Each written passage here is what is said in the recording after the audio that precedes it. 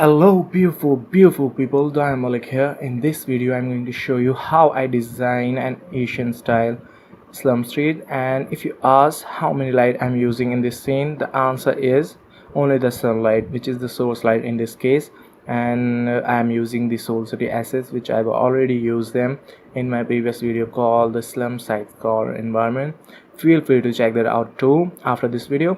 I have given the link in the description. Alright, let's build this. See ya.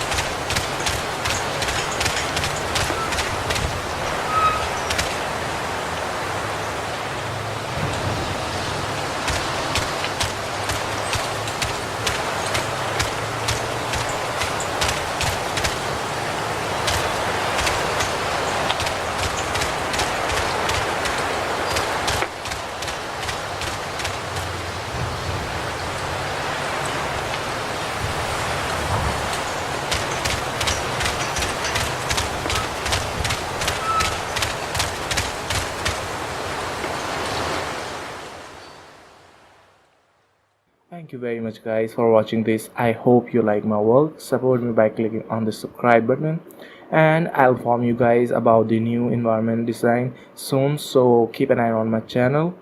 I'll see you guys next time. Bye, take care.